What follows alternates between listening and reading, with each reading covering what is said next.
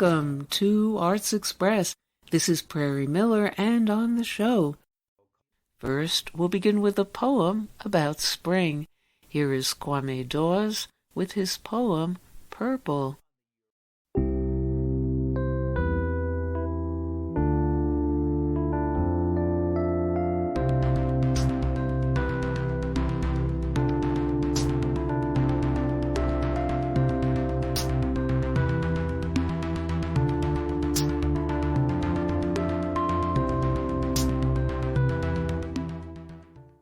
My name is Kwame Dawes.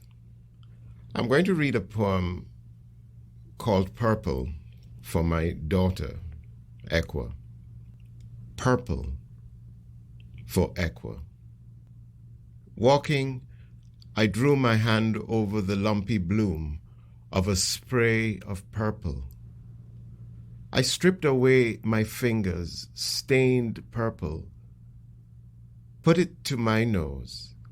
The minty honey, a perfume so aggressively pleasant.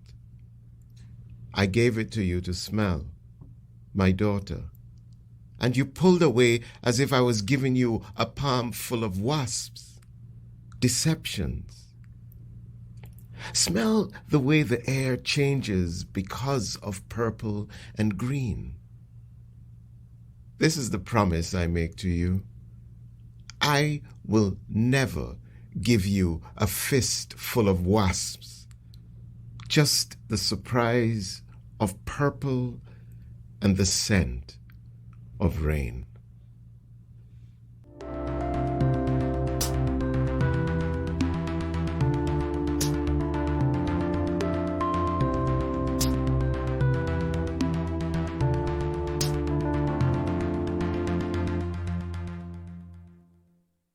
And thank you, Kwame Dawes and the Academy of American Poets. And next on Arts Express.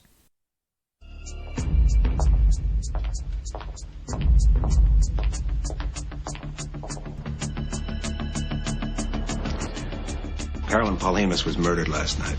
Some creep got into her place somehow and strangled her. It looks like she was raped. Rusty, I want you to handle this case personally. You're the only one around here I can trust. Just catch me a bad guy. He's dead, and you're still obsessing. You were in Carolyn's apartment the night she was killed.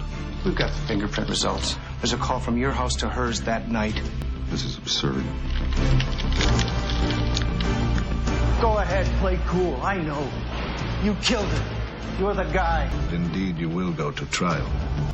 How can you think that I could do a thing like that?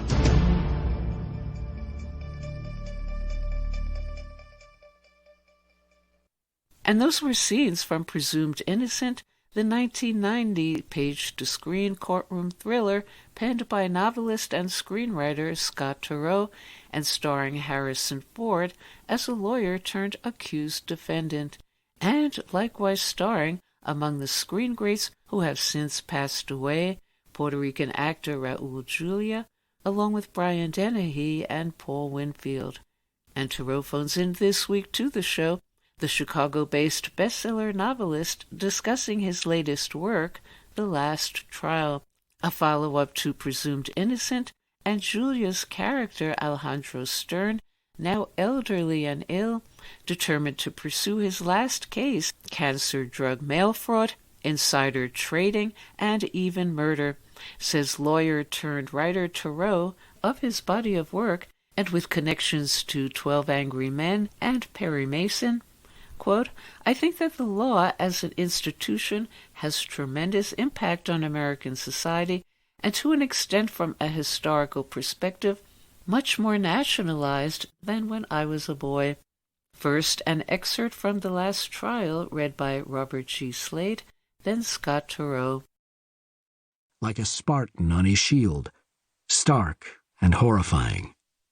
A small man, he has nonetheless always been a dominating presence in the courtroom. Now he lies here, sadly exposed. Sparse white hairs curl across his breast, and his flesh has the grayish undertone of skim milk. The left side of his chest appears somewhat sunken, where the livid mark of a surgical scar follows from just below his nipple all the way to his back. Incongruously, his red, white, and blue necktie, still knotted in his collar, hangs down his naked side. The young woman who screamed and then fled has returned. She is an odd person. You can see that, not just because of the inch-long nail driven through her nose as decoration, but also from the slightly angry and indifferent way she deals with people. "Move! Move!" she shouts, dodging up the aisle. She carries a red plastic case in her right hand, where blood is welling from her knuckles. The latch on the box in the corridor that houses the defibrillator was jammed, and after several desperate tries, the lawyer's granddaughter simply punched in the thin glass. As she passes the front spectators' row, one of the long line of journalists standing there remarks to a colleague beside him, "Talk about going out with your boots on." Immediately after delivering the equipment to the doctor, the young woman wheels, pointing her bloody hand at the reporter. "Stu," she says, "no way he's dying." 1. Opening. November 5th, 2019. Chapter 1. The End. "Ladies and gentlemen of the jury," says Mr. Alejandro Stern. For nearly 60 years he has offered this greeting to start his defense of the accused, and with the words today, a vapor of melancholy scuttles across his heart. But he is here. We live in the everlasting present, and he knows this much with iron certainty. He has had his turn. "This is the end," he says, "for me." Without lowering his eyes from the jury, he blindly probes his midsection to fasten the center button on his suit coat, as he has always done after his first few words. "No doubt you have been thinking, the defense lawyer is so very old. And you are correct, of course. Standing up to the government when the freedom of a good person like Dr. Kirill Pavko hangs in the balance is not a task for someone of my age. This will be my final time." Behind him, on the bench, Chief Judge Sonia Klonsky utters an unformed sound, as if clearing her throat. Yet, having known Sonny well for 30 years, he understands as clearly as if she had spoken. Were he to say more about his personal situation, the judge will politely cut him off. "Yet I could not refuse this case," he adds. "Mr. Stern," Judge Klonsky says, "perhaps you should turn to the proof?" Looking up at her on the carved walnut bench, Stern lets his head droop in a small bow. It is a gesture retained from his boyhood in Argentina, which also left the whisper of an accent that embarrasses him even now whenever he hears recordings of his voice. "Just so, Your Honor," he answers, then turns again to the jury. "Marta and I are proud to stand beside Dr. Pavko at this crucial moment in what has been a long and honored life. Marta, if you would." Marta Stern rises slowly at the defense table, greeting the jurors with a pleasant smile. As her father sees her, Marta is that unusual person who looks far better in her middle years than she did as a young woman, fit, well-coiffed, and at ease. Stern, by contrast, has been withered by age and disease, but even now he does not need to say she is his daughter. Barry, how are you? Great, and welcome. Thank you very much. Happy to be welcomed. And where are you calling from? I am in Naples, Florida, Oh, okay. where we have been spending the winters escaping the Midwest. And, of course, we have stayed here longer than anticipated, rather than returning to Chicago. Now, what was the inspiration for you personally, as well as what's going on in the world out there, to pen the last trial?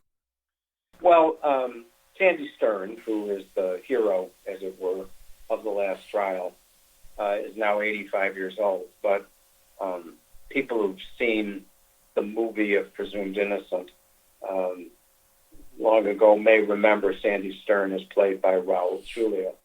And Sandy Stern, this brilliant criminal defense lawyer, has always been a favorite character of mine. He's made some appearance, often just for a sentence or two, in every novel.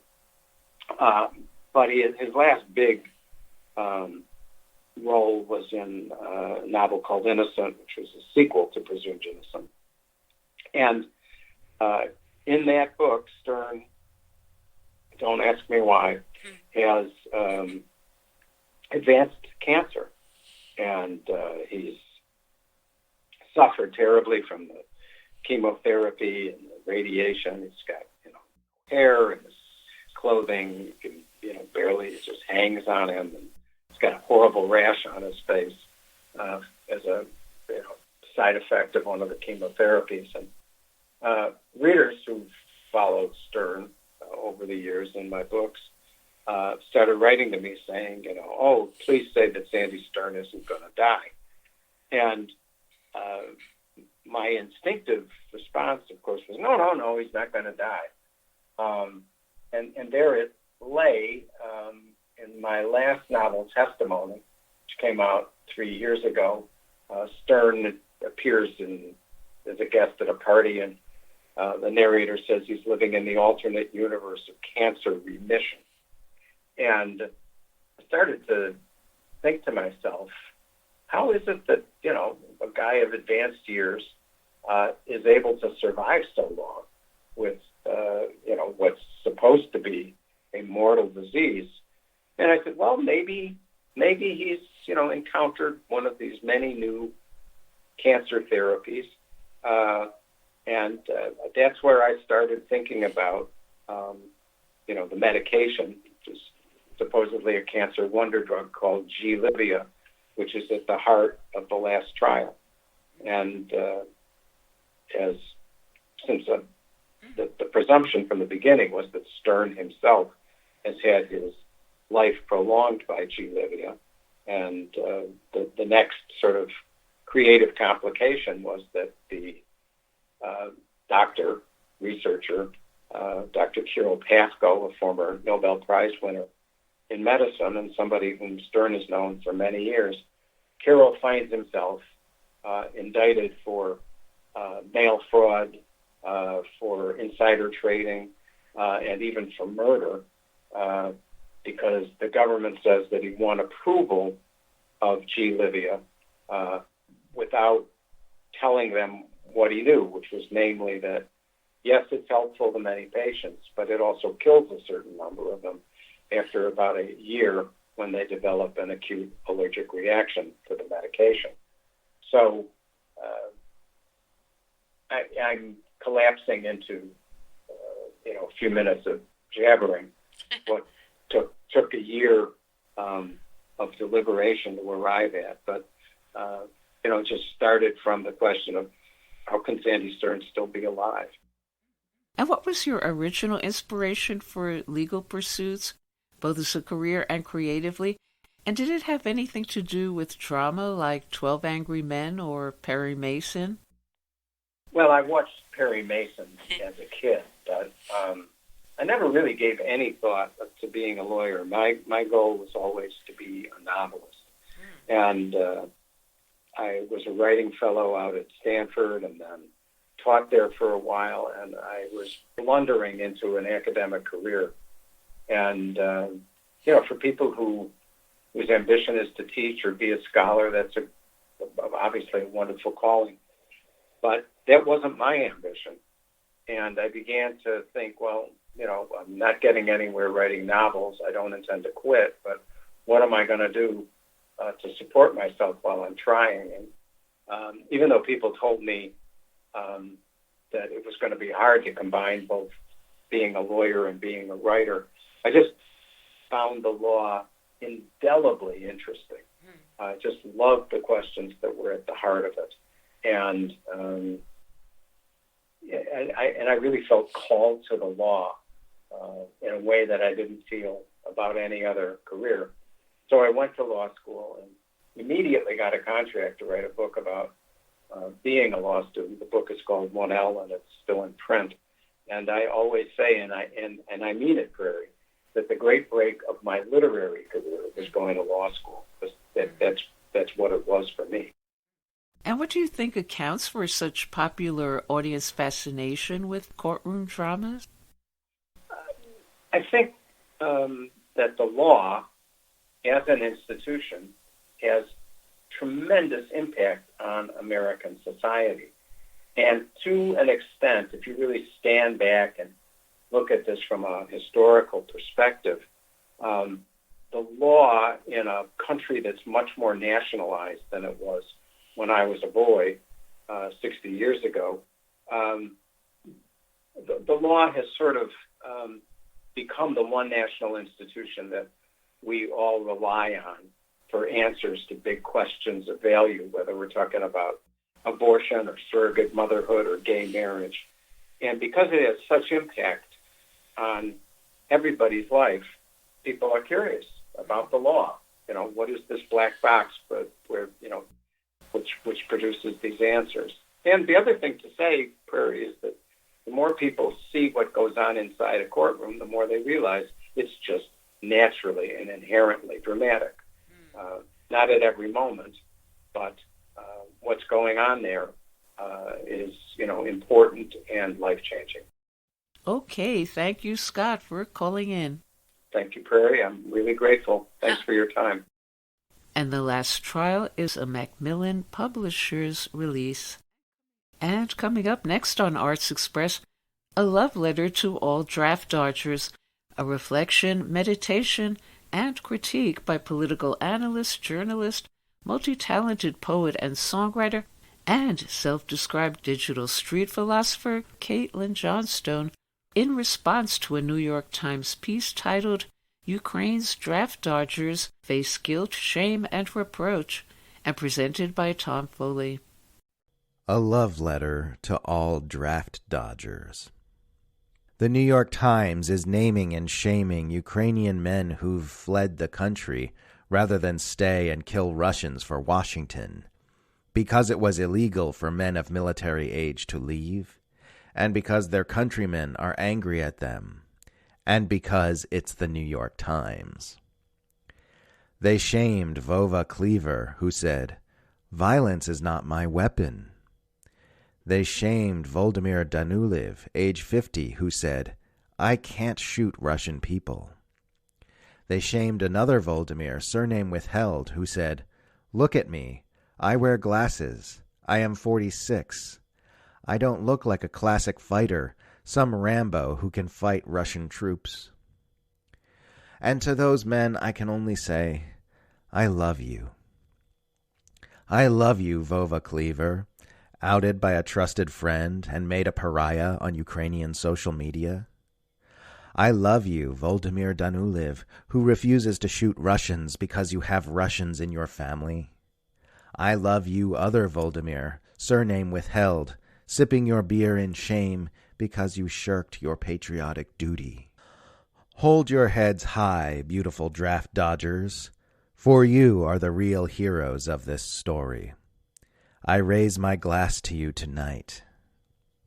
I raise my glass to all draft dodgers who chose to run and hide rather than kill and be killed for some rich asshole's power agendas, who chose the condemnation and scorn of an insane society which praises mass murder and elevates sociopaths, who chose excommunication from the death cult over bloodshed for geostrategic domination and Raytheon profit margins. I hope you live long lives full of laughter and tears, full of love and loss, full of drunken nights that go too late, and surly mornings that start too early, and all the other delicious gooey nectar that life is made of. I hope you experience lots of beauty. I hope you make lots of beauty. I hope you read good books. I hope you dance in supermarkets. I hope you have lots of sex, and I hope you find and lose religion. I hope you fall in love often and have at least one excruciating but liberating divorce. I hope you drink deeply from the river of life, because there are many who never got to. You know that better than anyone. I hope you know fear, and I hope you know fearlessness. I hope you set aside your armor so that you can let someone all the way in. I hope you learn to open your chests and love with reckless abandon, and I hope you learn to cry easily as all real men do. Here's to you, O Vova and Voldemirs, who chose to bail out of there rather than pay the ultimate price in a stupid proxy war for U.S. unipolar hegemony, who chose to spend their lives with their eyes sparkling babies and breasts rather than dead-eyed haunted with blood and splattered Russian faces, who chose to live for something rather than to die for nothing. There are no war heroes. There are only war victims. Here's to everyone, ever, who throughout the ages has chosen not to be made one. I raise my glass to your lives, and to your hidden yet radiant dignity. Please know that at least one pair of eyes sees your beauty. Oh yeah, and the New York Times. And you can find more of Johnstone's work, as always, at Daily Writings About the End of Illusions, shadow banned online, no surprise there, at CaitlinJohnstone.com. And now on Arts Express, Bro on the Eurocultural Beat, Arts Express correspondent Professor Dennis Bro with this week's deep dive episode, Mr. Zelensky Goes to Washington. Zelensky, hero or puppet? Perhaps a more accurate caricature of Zelensky is what he is in actuality, an actor who has been called upon to play at least 4 roles, quote-unquote, referencing Netflix, House of Cards, Kiev oligarchs, coal miners, Russian fatalist humor, George Bush, Woody Allen, Churchill, Peter Sellers, and, quote, a long, arduous transformation into Mephisto.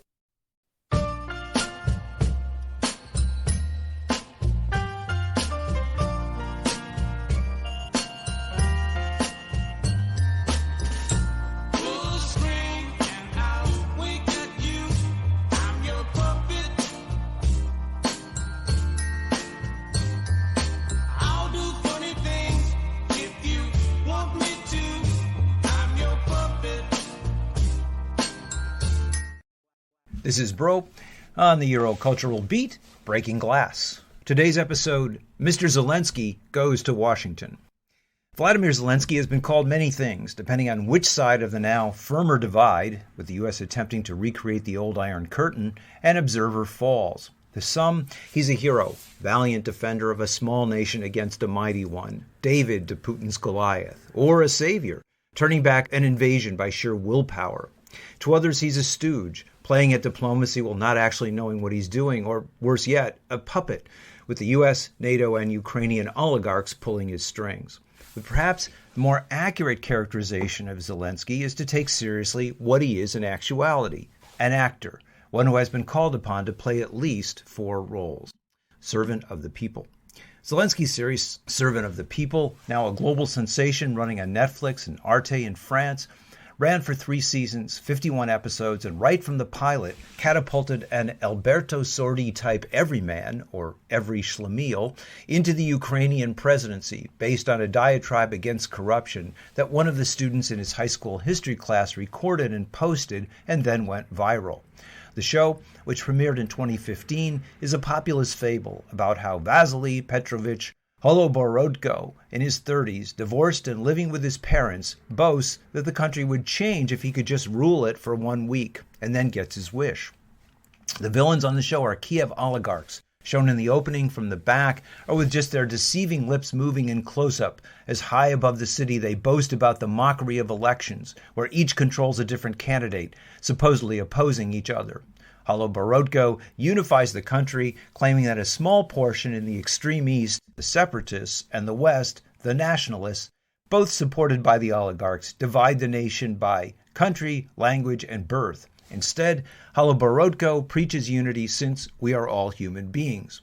Illustrated in the last episode by Ukrainian Russians from the Far East, with their technical expertise, assisting in saving miners trapped in the Far West, in a way that recalls the George Pabst Weimar film Kameradschaft, or Comradeship, with its German and French working class coming together to heal the wounds of the trenches where they were exiled by their oligarchs. The show is a sort of Welcome Back Kotter meets House of Cards, where the innocence of the high school teacher in the first rubs up against the cynical power structure of the second. One of the show's funnier sequences has two parliamentarians having sex in an antechamber in one scene, and in the next, violently opposing each other on the legislative floor. The fake antipathy recalls the Clinton-era marriage of Democratic consultant James Carville and Republican and George Bush consultant and Clinton opponent Mary Matlin, whose tryst, instead of suggesting complicity in the nation's rulers in a faux two-party system, as People suggests, instead was marveled at by the media as a model of civility. Another sequence has a temporary female president supposedly worried about the country, but with her anxiety then revealed to be instead about the outfit she's wearing, a page torn from the narcissistic would-be president in Veep. There's a kind of zaniness to this political satire, most evident in the music, mocking the always-on-the-go advisors, putting a president through his vacuous paces. The show's dourness contains more than a dollop of Russian fatalist humor, and the series was very popular in Russia. Servant of the People, the reality series. Scarcely had the show finished its run in 2019 when Holoborodko Zelensky was himself elected president, running on a platform torn right from his character on the show, promising peace, prosperity, and unity, portraying himself as a kind of homespun man of the people a la Jimmy Stewart in Mr. Smith Goes to Washington, who would wage war against political corruption. He would also be a healer, a Jewish Russian speaker from the East who promised to reboot failed peace talks with the breakaway provinces of Luhansk and Donetsk and negotiate a ceasefire to end a war that had been destroying the country since 2014. Ukrainians, whose level of distrust of their government had reached a world low of 9% by the time of that election, ushered Zelensky Holoborodko into office in a second-round landslide where he beat the standing president Petro Poroshenko, regarded by the electors as a part of the oligarchy, by 73 to 24%. Servant of the oligarchs. Unfortunately, once in office, he himself behaved more like Kevin Spacey's Machiavellian manipulator in House of Cards than Gabe Kaplan's affable teacher in Welcome Back, Kotter. His cleaning up corruption turned out to be primarily to make Ukraine safe for foreign capital, and so he set about attempting to please Western financial institutions above all else. His neoliberal reforms were in fact even too fast for, as he put it, the Europeans, the IMF, the EBRD, which is European Bank for Reconstruction and Development, created to foster market-controlled or oriented economies, and the World Bank, which were, as he says, very happy, but he reported urged him to slow down a little. A key demand of these institutions was land reforms, that is, a privatizing and monopolizing of lands long held in common since the Soviet period, and the subject of Ukrainian filmmaker Alexander Dovzhenko's 1930 film Earth, as well as deregulation of the banking system. The land reform measure was widely opposed, with 72% against this attempt to accustom the country to, in Zelensky's words, the normality of capitalism. These neoliberal reforms, which Zelensky happily championed, led to industrial decline, salaries in arrears, rising unemployment, and this is before the war with Russia, massive labor migration and depopulation, with experts predicting the country would lose 1/5 of its population by 2050, to the point where, by the time of the Russian invasion, Ukraine was the second poorest country in Europe, behind only its neighbor, Moldova. On top of this, there was a paucity of cases instituted against Zelensky's nominal mandate to clean up corruption, with a promised corruption task force, the Bureau for Economic Security, still not fully operational almost 3 years after the election. Finally, tensions in Ukraine did not decline but increased as the war in the Donbass dragged on, with 14,000 citizens of the two now breakaway republics killed before the Russian invasion, as unity broke down with Zelensky, the great unifier, refusing to contest a law that mandated Ukrainian state workers only speak Ukrainian, though 40% of the country speaks Russian. A few months after entering office, he had an approval rating of 57%. But by August 2021, that number had dropped to 29, with 69% believing the country was going in the wrong direction. Perhaps Zelensky at this point was simply channeling the Peter Sellers character in Being There, Chance the gardener, who as advisor to the White House becomes Chaucery Gardener. A more sinister interpretation, though, accompanied this drop in popularity, as it was revealed that the owner of 1+1 Media, the popular television channel that aired Servant, Igor Kolomowski, lent his personal lawyer to Zelensky to be campaign advisor and contributed to and promoted his candidacy on 1+1 and various other media outlets he owned. Once in office, Zelensky removed the oligarch's opponents, the prosecutor general, the governor of the National Bank of Ukraine, and his own prime minister who tried to regulate the media oligarch's control of a state-owned electricity company. At that point, Zelensky appeared more like the oligarchs in the opening scene of Servant than the crusading teacher who had only the people's interests in mind. All this suggests the serendipity of Servant may instead have been a carefully calculated campaign hatched not in 2019 at the time of the election, but in 2015 as the show debuted to widely popular audiences. Servant of the Empire.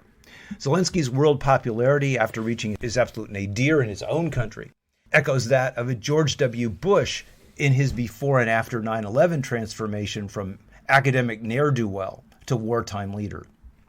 Perhaps the last role, though, is more ominous. With his popularity declining, Zelensky moved to institute more strict controls on freedom in the country. He sanctioned political rivals and silenced television channels controlled by them, going so far in 2021 as to suggest that those in the Donbass sympathetic to Russia immigrate there. His party has also moved to pass a regressive labor law, curtailing rights on working hours and working conditions, as well as making it easier to dismiss workers without compensation, while even going so far as to cancel the rights of women to not be compelled to do strenuous labor. A previous iteration of the bill, by the way, was supported by the British Foreign Office, no stranger to neoliberal reforms.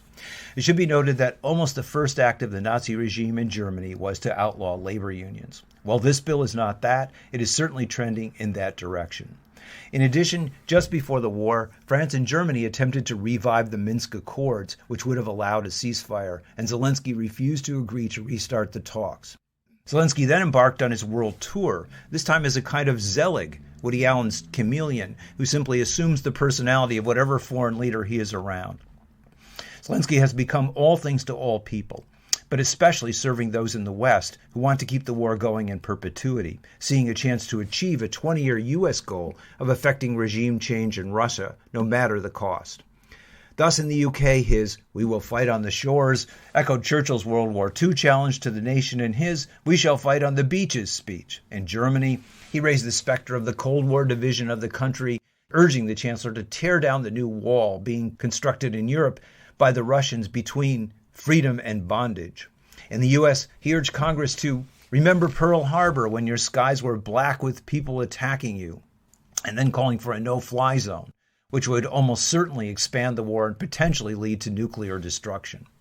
Those who think the war was engineered by the U.S. as a trap for Russia might also recall John Toland's infamy, where he attempts to prove that Pearl Harbor was deliberately manufactured by U.S. policymakers as a way to move the U.S. population to accepting the global conflagration of World War II. Finally, in Israel, he invoked the Holocaust, claiming Ukraine made the choice to save Jews 80 years ago, but there he was quickly rebuked with the charge that parts of the Ukraine had participated in the mass extermination of Jews.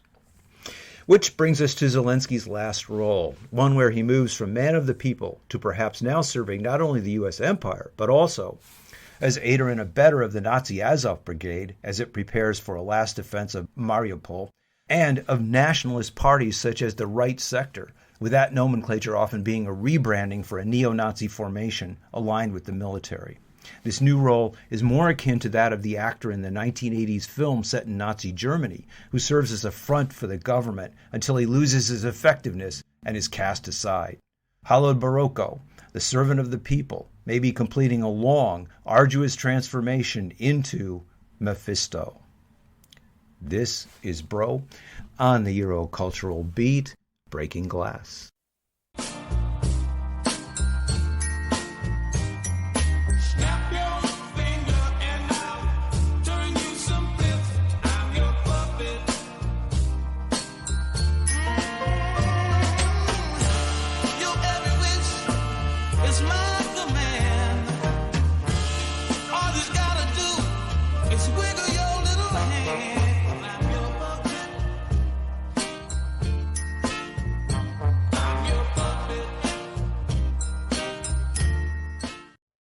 Thank you, Dennis Bro.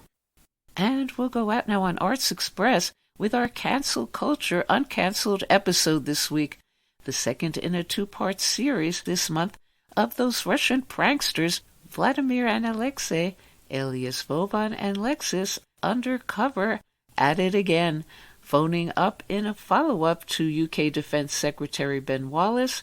Lexis impersonates, once again, Prime Minister Dennis Shmyhal in a call to British Home Secretary Priti Patel, and yet again spilling all sorts of state secrets, this time concerning the persecution of Julian Assange, banishing refugees of color to make room for Ukrainians, and regarding any possible UK fear of Ukrainian neo-Nazis, quoting Patel, clearly they are not. Their support is very significant here. It really is.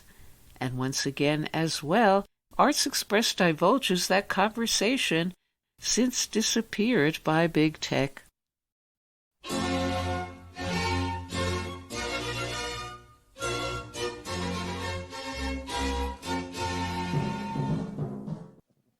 Prime Minister, good morning or good afternoon to you. Hello there. Hello, dear Secretary Patel.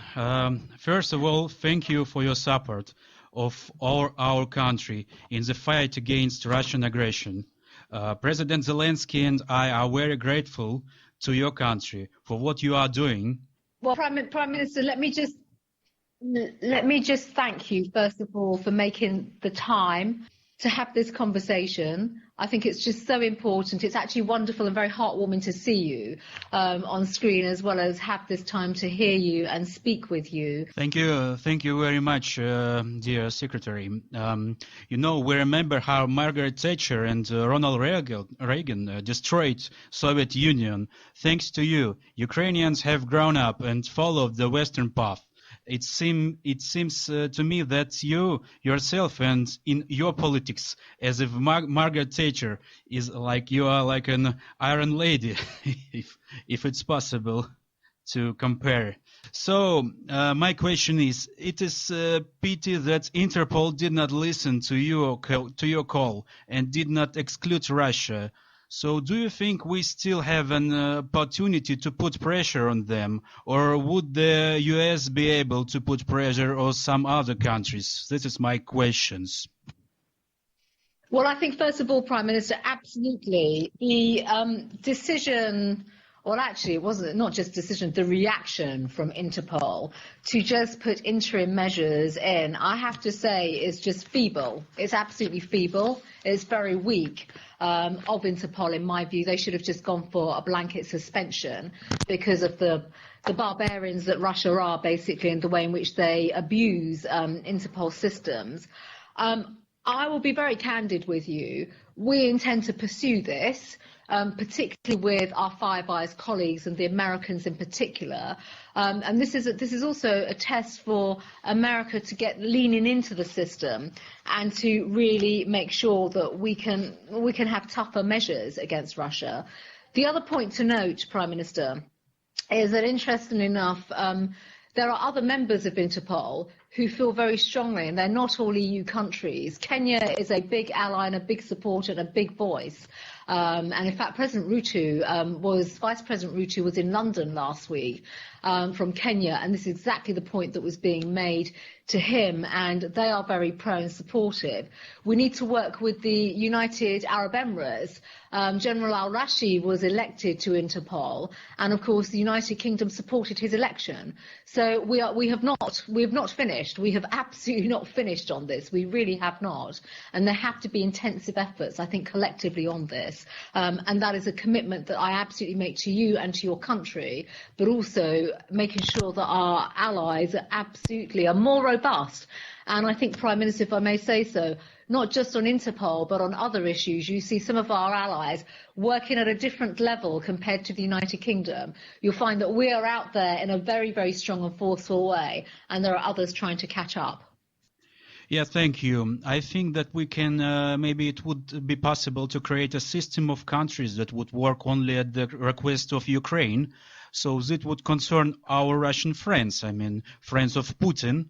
After all, you will accept all our necessary requests. So we will work with us pretty closely. So I think that we can do that, maybe create such a system. So it would be very useful for us.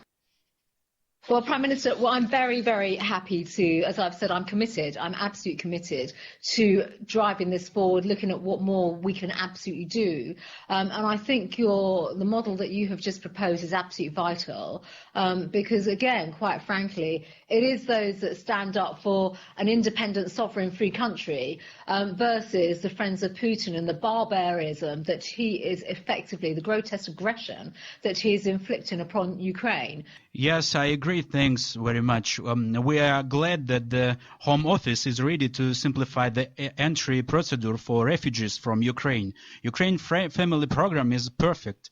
How many refugees do you think the UK will be able to accept?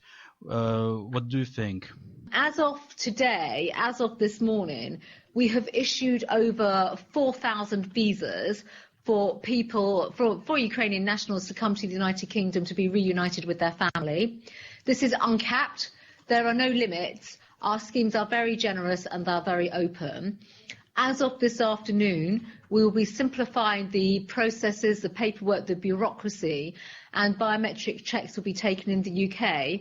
And Prime Minister, let me just give you the reassurance and my personal commitment to making this scheme work. Well, dear Secretary, I hope that the families will not be afraid from our nationalists, as Putin tried to make them fear.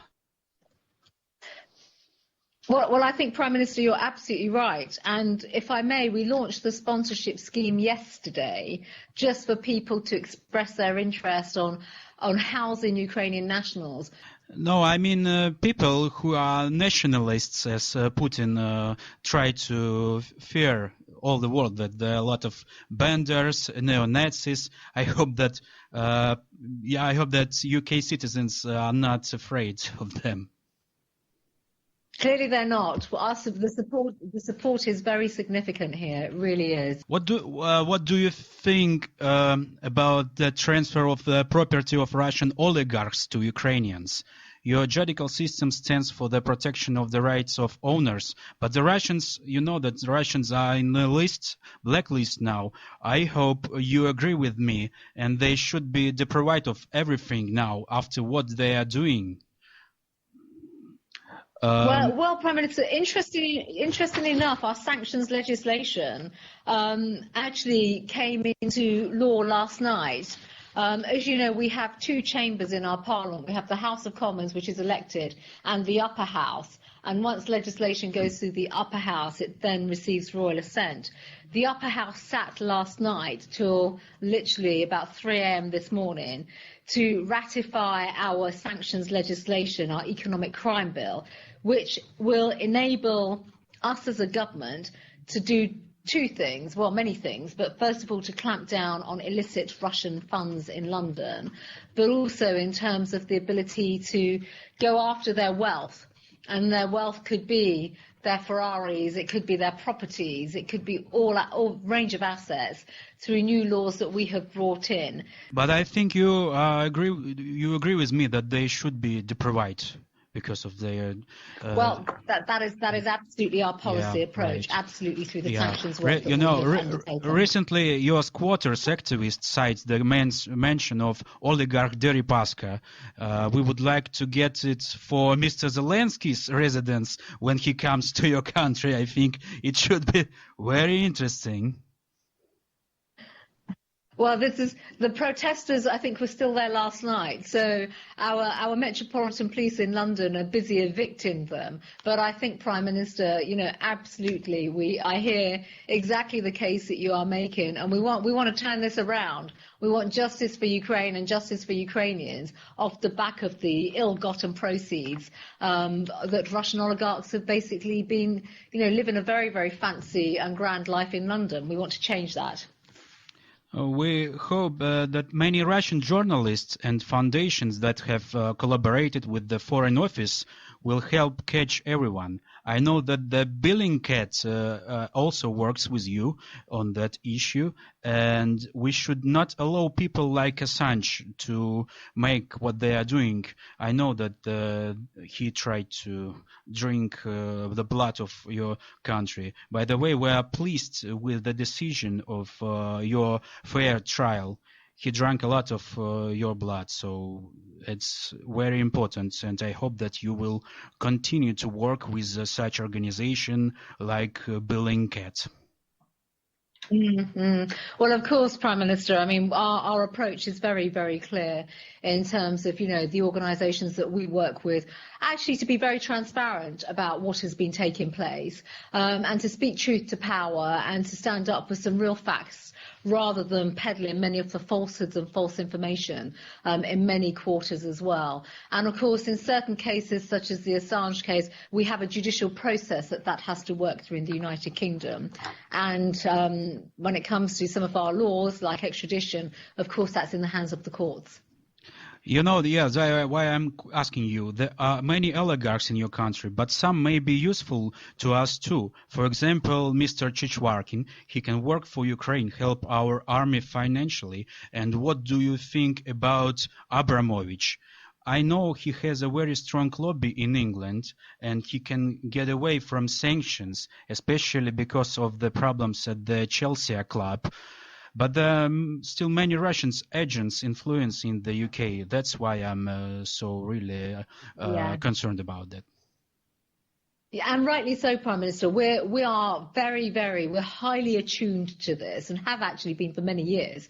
We have been for many, many years. And in fact, my work in this area hasn't just come about because of this crisis. We've been working on foreign agent registration, looking to change our laws for some time. And in fact, I'm bringing forward some legislation that was announced last year on hostile state activity, which covers Russia in a very, very in-depth way, but also looks at many of the issues around foreign agent registration, permissive activity across our institutions, across the state, across cultural organisations and all sorts, educational establishments too. So we are very, very highly attuned to all of this. No, I mean all of Russians usually support what Putin does now. Exactly. So we need to look at them very seriously.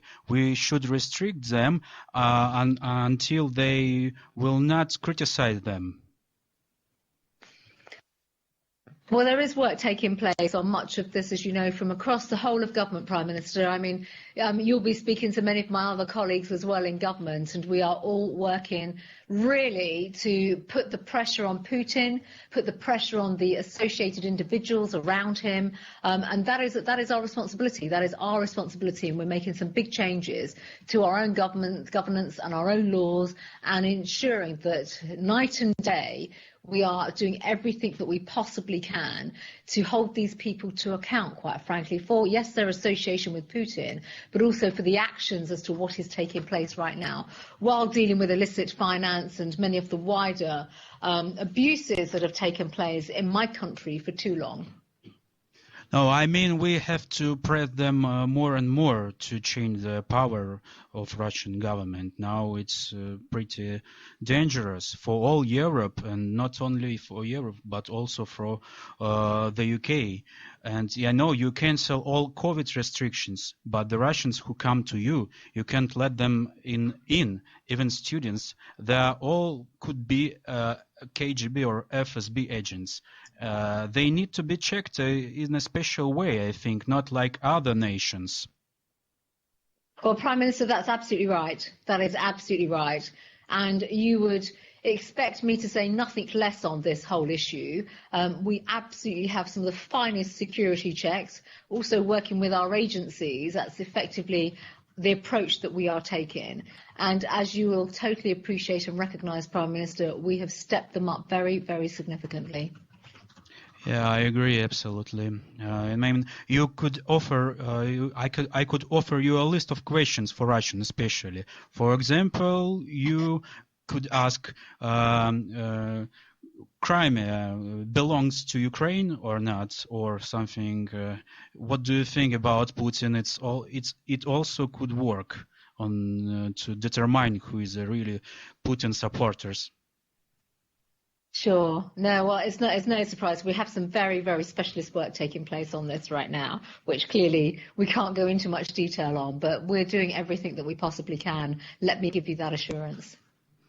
Thank you very much. I will let President know that we had a conversation. He is in a safety place now, like me. But right. Anyway, thank you very much that you are doing. It's very important. I would like to say Slava Ukraini. You know what is it?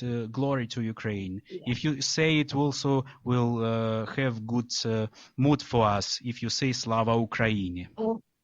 Well, Slava Ukraine, and we were saying this in Parliament last week, Prime Minister, in our Parliament last week as well. And let me just give you that heart back. And the second is Anglichanka gadit. It means England help us. Anglichanka gadit. Anglichanka gadit. Yes, Anglichanka, and say many thanks to our heroes Vovan and Lexus, who has bombed many Russian airplanes. If you say, I will be very pleased. Vovan and Lexus, incredible heroes, and thanks to them for the work that they have been doing. Thank you. To fight for an independent Ukraine. Prime Minister, please give my best wishes as well to President Zelensky, and just to say finally, please take care. You know where we are. We are absolutely shoulder to shoulder. We stand alongside you in every way. It's been a real privilege to speak to you today. Thank you so much. Thank you too. And that's all we have time for today on Arts Express, Expression in the Arts. And if you'd like to express yourself too, you can write to us at theradiogoddess@gmail.com. Until next time, this is Prairie Miller leaving the station.